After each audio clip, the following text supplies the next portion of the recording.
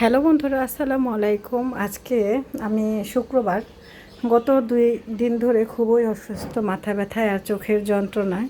তো আমি বেশ কিছুদিন যাবৎ, কিছুদিন বললে ভুল হবে, প্রায় 1-1.5 মাস হলো আমি আমার এই ছোট্ট রান্নাঘরটাই রান্না করতেছি। আর এটা হলো আমার রুমের সাথেই বারান্দার কেবিন। তো এখানেই আমি আমার ছোট্ট করে রান্নার জায়গাটা গুছিয়ে নিয়েছি। আর গ্রামের বাড়িতে বৃষ্টি হলে মাটির চুলায় রান্না করা প্রচুর কষ্ট, তো গ্যাসের চুলাই আমার রান্না বাড়া চলছে। আর সবচাইতে বেশি নোংরা মনে হয় রান্নার জায়গাটাই হয়, গুছিয়ে সারা যায় না। যতবার গোছানো যায় ততবারই অগোছালো হয়ে যায়। আর 1 দিন 2 দিন যদি মানুষ অসুস্থ হয়ে পড়ে থাকে, গোছানোর মতো কেউ না থাকে, সেটার অবস্থা তো আরও খারাপ হয়ে যায়। আমি আজকে ভাবতেছি মুরগির মাংস রান্না করব। তো মুরগির মাংসটা একটা বাটিতে নিয়ে নিয়েছি। আর মা ছেলের সংসারে রান্না করতেও কেন জানি ভালো লাগে না। রাব্বারের জন্য হয়তো আমার এখন রান্না করা। এটা আমার ঢাকার সেই চুলাটা, এত শখের চুলা, কিন্তু এটা আমার একটা হেল্পিং পোস্ট। যে কারণে আজকের ভিডিওটা করছি সেটা হলো এই চুলাটার ব্যাপারে। ঢাকা থেকে আসার পর আমি এই চুলাটায় রান্না করিনি, বক্সের মধ্যে ছিল। দেখেন কতটা নোংরা হয়ে গেছে।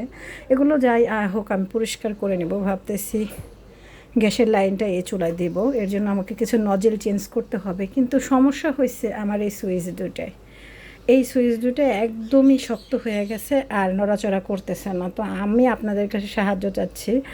আপনাদের যদি কোনো আইডিয়া থাকে যে এইটা আমি কি করে ঠিক করতে পারবো, এই সুইচ দুটো কি ঠিক হবে নাকি চেঞ্জ করতে হবে। এখান থেকে পুরো জঙে মনে হইতেছে আটকে গেছে।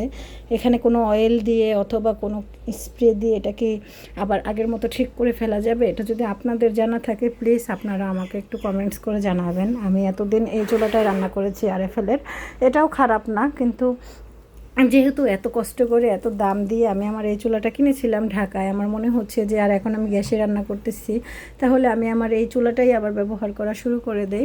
আপনারা যারা এই চুলাগুলো ব্যবহার করেন তারা তো জানেন এটার কত দাম। তো আর আমি অনেক শখ করে চুলাটা কিনেছিলাম। এখানে দুইটা যেহেতু চুলা আছে ডাবল প্যানের, আমি তাহলে একটু তাড়াতাড়ি রান্না করতে পারবো।